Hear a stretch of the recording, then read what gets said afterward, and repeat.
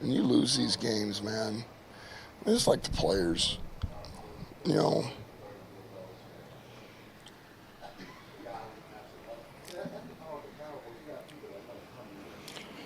what they put into it. A lot of people don't know, what they go through. You have to get up. Bodies beat to shit and, mentally stay locked in and do those things. So, long season.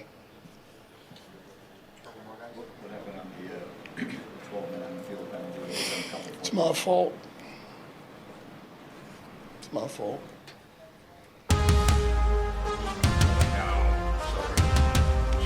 When you lose these games, man, it's like the players,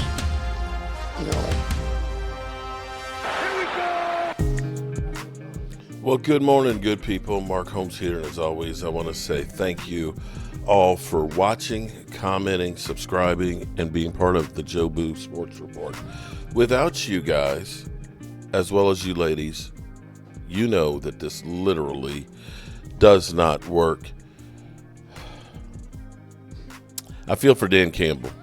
I feel for the Detroit Lions, their arrogance, their belief, their tenacity.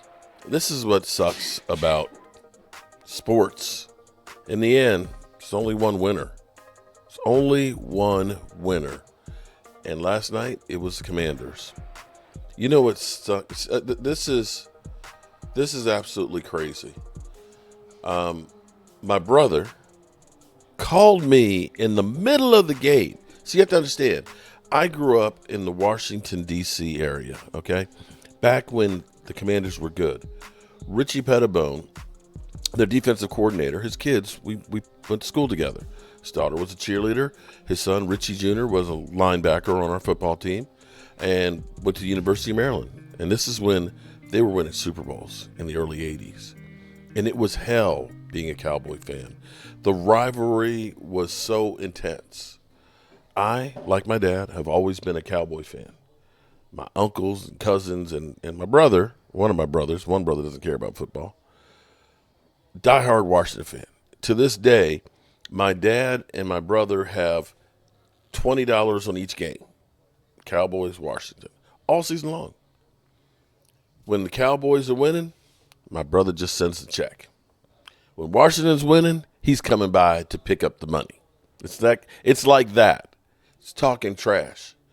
He called me in the game last night when Washington took a 10-point lead, just kind of rubbing back. He's like, "Hey, what you doing? What you doing?" Knowing I was on live, he knows I do YouTube, knowing I was on live, knowing I was watching the game, knowing that I was literally dying inside. And he called just to rub it in my face. Just to rub it in the face. I have a friend of ours, Marvine, that you guys have seen before. She came down this weekend for the weekend. And I was like, why is Marvine coming down? Because Washington's in the playoffs. And so she was downstairs watching the game, and the stairwell here is open, so you can hear from downstairs upstairs. It's an old house. You hear everything. And boy, just listen to her cheer and happy, excited. Woohoo! Right here in my own house.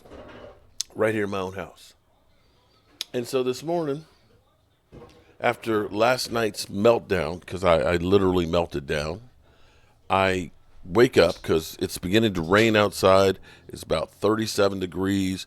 The temperature is dropping, and they're calling for, somewhere between 1 to 3 to 3 to 5. It keeps changing by the minute. I guess it depends on how much rain we get. But they're calling for this polar vortex that's coming through, and it's supposed to be 10 degrees tonight, and like the high tomorrow is 19. And I have one of the tenants call me to say, my heat's not working. And I'm like, oh my God, we got this polar vortex coming, and they got she's got a grandbaby. She got a baby, got a little baby there. And I'm like, we can't have them freeze. We can't have them freeze. So I'm like, I'll be right over and see if there's something I can do, and I'll call the repair company and so on, right? And I'm thinking in my mind, I need to go to Home Depot, see if they have some space heaters just in case I don't want the baby to get cold. And in my mind is just running through, how can I help this person? And then she says, in the middle of all this, I said, well, I said, I'm going to call the repair guy and everything else. And I'm about to say, I'm going to go get some heaters. She says, how about those Redskins? Wait a minute. You literally are about to be in the middle of a polar vortex, and it's more important for you to rub it in my face that the Commanders are at the NFC Championship game? Seriously? And then I drive over there. Here's the thing that's funny. I drive over there. The next door neighbors, they got a Commanders flag out front. I go in there, and I went outside, checked. I couldn't remember if there's, fuses. Maybe the fuses, popped out there, because it's been so cold. Yep, no fuses. I got power to the unit out there. Go in the house, and I look at the unit, check the circuit breaker. Circuit breaker's on. And check the disconnect that's in there. There's power there. And I see on the unit it's got a separate disconnect. And it was tripped. It was off. I flipped it on. Went upstairs, and she had actually like one of the, faux electric fireplaces. So the place was actually warm. I went up, checked the thermostat's energized. I turned the heat up to 76. So it would come on, and it's flashing. And, to calling for the heat. And I'm just waiting, that 5 minutes, tick, tock, tick. Oh, there's no tick tock. Oh, I'm sorry. Sorry, too soon. There's no tick tock. And I'm waiting. I hear it come on. Wait a minute. It's working. And I'm wondering, because then she starts talking about, oh, Washington is so great. She said, I know you're a Cowboy. And I'm sitting there wondering in my mind, she didn't turn her heat off. She didn't turn her heat off just so I'd have to go over there and she could rub that shit in my face. Just rubbing it in my face. I'm beginning, because it's working fine. Put it on emergency heat coil, working fine.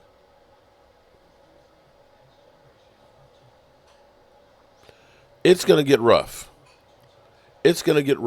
Now, here's where it's going to be interesting for me to listen and see. Because now you got the Lions, who, from wire to wire, have been that team. That's been in a division that had two other teams in the playoffs. Having the number one seed, having a bye week before playing, loses to the left hand up. I'm wondering if they'll get joked the way the Dallas Cowboys do. I'm just curious. I'm asking for a friend because, again, number one seed, losing to the Commanders, boom. But I doubt they will, because I think about a few years back when Aaron Rodgers ended up being MVP with Green Bay, and they were the number one seed, and they lost to San Francisco after we softened them up when they were the number one seed, and Aaron Rodgers, they only scored 10 points, and there was no blowback on that. It only happens if you're a Cowboy fan. Be that as it may, the Cowboys deserve as much shit that you can throw on them. As much shit as you can throw on them. Here we are. We do not have a single coach. Not a single one. No. And we just finished yesterday the interview with Robert Saleh. Okay, so we had that. We had Kellen Moore, and Kellen Moore's done Jacksonville. Okay. We've got Leslie Frazier tomorrow, and nobody else is scheduled. And here it is. We have. You won't be around next year. My rap's too severe, can get bad flavor in your ear. Here comes the brand new flavor in your ear. The brand new flavor is now, because we heard yesterday, the brand new flavor was Aaron Glenn. Oh, Aaron Glenn. Everybody's hyped on Aaron Glenn. Oh, boy. And Washington put a 45 burger on them. Next on the list. So, again, tomorrow. You won't be around next year. My rap's too severe, can get bad flavor in your ear. Here comes a brand new flavor in your ear. Kliff Kingsbury. Kliff Kingsbury is the new site. Now, I want to review a little something. I don't know how much of my content you guys watch. Some of you may be tuning in now for the first time because you're coming in to troll, and that's fine because I'm an idiot. I am, and I'm going to tell you how much of an idiot I am. I have lots of sweatshirts here, and I don't have a winter coat. All my sweatshirts are all Dallas Cowboy ones. Pretty much all my clothing, all my shirts are Dallas Cowboys. And so I have to wear all this. It's going to be 19 degrees for high temperature tomorrow. At the moment, I have a choice of, well, I could go to in the snow and go buy another coat, which I probably should. Or wearing all these cowboy paraphernalia out because literally I was at a car dealership looking at a car. And the guy, the sales manager, he's like, oh, smiling like, oh, are you a Cowboy fan? Are you in misery with me? I said, are you a Cowboy fan? He's like, no, I'm an Eagle fan. I'm sorry, Packer fan. Packer fan. Sorry, Packer fan. The waitress the night before, she was an Eagle fan. She's like, oh, Cowboys. It's like, yeah, I remember you. She's like, yeah, I'm an Eagle fan. We are being hunted down. They're going out of their way to say, how you doing, Cowboy fan? It's bad around here. It's bad around here. And the ineptitude, I literally said, talking to Michael yesterday, I said, because I played a video, it's in my mind. Like I said, if you watch all my stuff, you saw me say this yesterday. Maybe I jinxed it. Maybe I'm the one to blame for the Lions because I said, you know what, I'd like to see the Lions go to the Super Bowl. Maybe I am the ultimate jinx, okay? So should I say I want to see the Eagles in the Super Bowl so they won't be? Okay. I said yesterday, because that clip, when Mike McCarthy was hired, they said there were 3 teams that hadn't been to the NFC Championship games since the Cowboys won the Super Bowl. Dallas, Lions, and Washington. That was subconscious. I didn't mean to give the middle finger. And the Lions were there last year. Washington's this year. And Jerry Jones, Jerry frickin' Jones, has been the GM the whole time. And everybody out there, listen, stop blaming the players. Stop blaming the players. You have to go through and understand when you looked at those teams that played last night, even though the Lions lost, you can't look at the talent that we have on the field position by position by position and say that it's comparable. You can't say that about the Eagles. Now, Washington, maybe you can say that. Maybe you could say that they're, but then again, they were smart enough to go ahead and get a guy to play linebacker. Okay? A guy who literally wanted to be here with the Cowboys 4 years ago. And some 500 tackles later, is still going really good. You understand that, right? That was the Joneses that wouldn't even talk to Bobby Wagner, who was looking for about $6 million a year. You do know that today, a running back, Derrick Henry, who's deep in the playoffs, the number 2 running back in the NFL by yardage, one of the most physical players that are out there, wanted you to pick up the phone and talk to him, where he has 2 houses in Dallas. And you said, he doesn't fit he's too expensive. And then you tried to clean it up and say, he doesn't really fit what we're trying to do here. And is that winning? Is that winning? We're in hell right now, people. And this is, you know, I am so proud to be part of the YouTube Dallas Cowboy community. I'm proud of actually my team, my players. I'm not proud of my front office. Law Nation put the perfect thing up last night. And this is the difference, people. This is the difference of the Dallas Cowboys and winning. With the Commanders, it was all about Dan Snyder and this stuff. How many of you really know what Josh Harris looks like? How many of you have actually heard Josh Harris speak? Watch this. This is it. This explains everything. You said, what does it take? New vision, new owner with a strategy, picking the right people.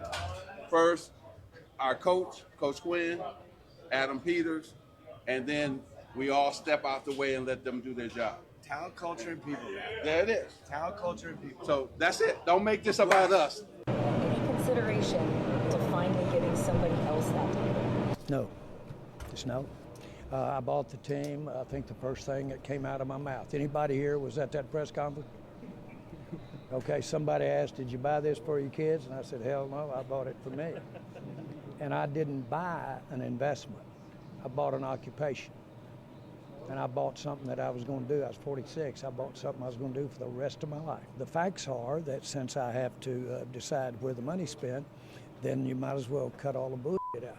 You said, what does it Again, take? listen to it one more time. New vision, new owner with a strategy, picking the right people. First, our coach, Coach Quinn, Adam Peters, and then we all step out the way and let them do their job. Talent, culture, and people. There it is. Talent, culture, and people. So that's it. Don't make this about us. Any consideration to finally giving somebody else that title? No, just no. I bought the team. I think the first thing that came out of my mouth. Anybody here was at that press conference? Okay, somebody asked, did you buy this for your kids? And I said, hell no, I bought it for me. And I didn't buy an investment. I bought an occupation. And I bought something that I was going to do. I was 46. I bought something I was going to do for the rest of my life. The facts are that since I have to decide where the money's spent, then you might as well cut all the bullshit out. You said, what does...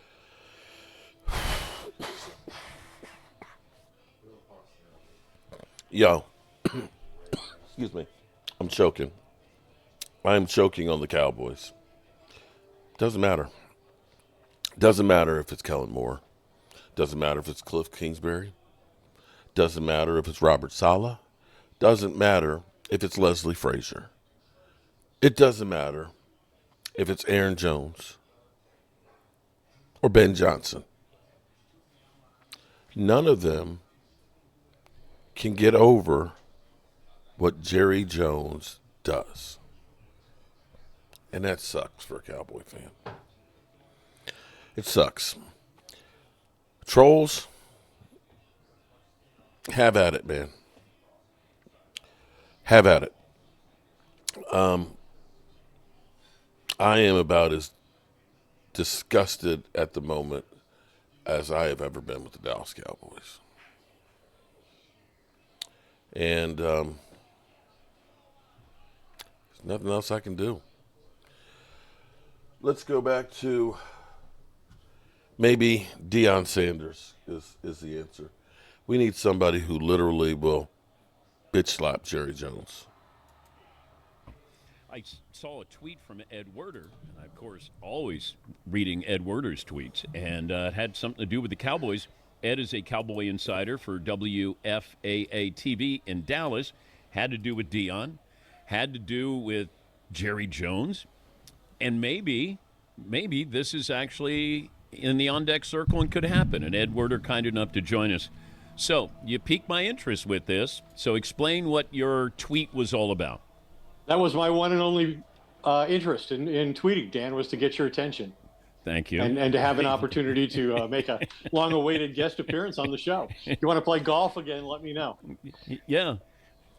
So explain. I've been obviously following the Cowboys, for a long time, but certainly throughout this season, and extending that coverage through the dismissal of Mike McCarthy, which I think surprised a lot of people, even those of us who cover the team on a regular basis. And when you start configuring a list of potential candidates to be the next head coach, only in Dallas do you have to make sure to include Deion Sanders and Jason Witten, former We're a Cowboys joke, man. tight end great, who Jerry is enamored with, who has only coached at the high school level. Only the Cowboys would Deion, consider that. Obviously, we know that he has not yet formally interviewed for the job. The Cowboys have extended invitations to Leslie Frazier and Robert Saleh to be the first two to interview formally for the job.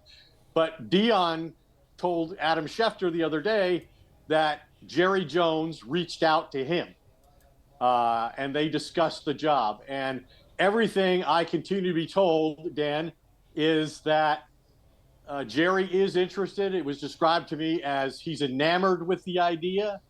Obviously, it's hard to imagine any coaching candidate who could create more interest, someone that Jerry could more sell to the fan base here, which needs to happen, and make Jerry more money than Deion Sanders. I mean, he won a Super Bowl here as a player.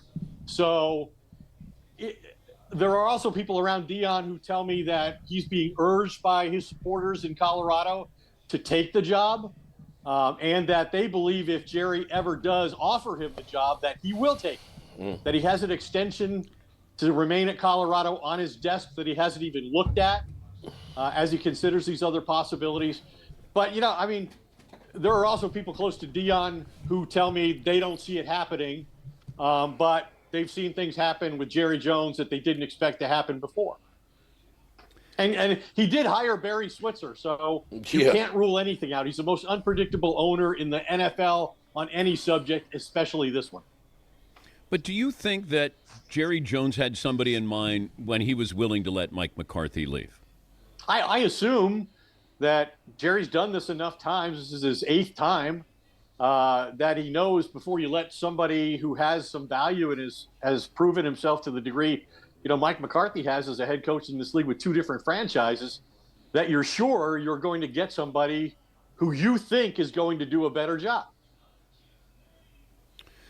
Yeah, for some reason, and I was talking to Tim Cowlishaw, of course he covers the Cowboys, and he said Deion was treating this as if he was offered the job. Like his response was, hey, I'm honored or humbled or whatever, but I got work to do. As if he was getting the job offer. And then I thought, well, maybe is Jerry doing Deion a favor by, hey, we have some interest here, and that helps him even more with that extension at Colorado. But you think this is real? This is something that could happen? I think it has merit, and I think when we're talking about Jerry and Deion, you always have to be wary of how this conversation could benefit each of them, and it certainly does. But I think there is a possibility of it happening. I mean, Deion apparently told Adam Schefter that he doesn't need to use the Cowboys as leverage to get what he wants at Colorado, that he's him. And that there's probably a lot of truth in that, given the effect he's had on that program and the attention he's brought to it and the money that's been dedicated to the program since then. But yeah, and I think a key figure, if this were to go very far, would be Mike Zimmer. Mike Zimmer was a defensive coordinator here this most recent season under Mike McCarthy. He coached under 5 head coaches in Dallas. And he has not decided what he's going to do in terms of whether he wants to continue coaching or not. I think a lot of that is dependent upon what direction Jerry decides to go in hiring the next head coach. And he would almost certainly, Dan, be a part of it if Deion Sanders is the coach, because Mike is very close to Deion. He coached him when he was here. He was so close to his program at Jackson State and then at Colorado that there were people speculating that Zimmer was going to be the defensive coordinator at Colorado. That never happened. But Zimmer made it clear during the season when we spoke to him that he does frequently still speak to Deion Sanders. So I'm sure he would be heavily involved in that. And it's interesting that he has made no mention or offered no decision on his future. Okay, but we've talked about Jerry, and he hires coaches that are submissive and malleable, and that's not Deion. So is Jerry finally maybe coming around to that? I need to have somebody be a head coach, act like a head coach, and not be looking over their shoulder constantly. Well, do you think that Jerry would think that there's not room for him to influence Deion Sanders, who's never coached at the NFL level, on how he views his best route to being successful?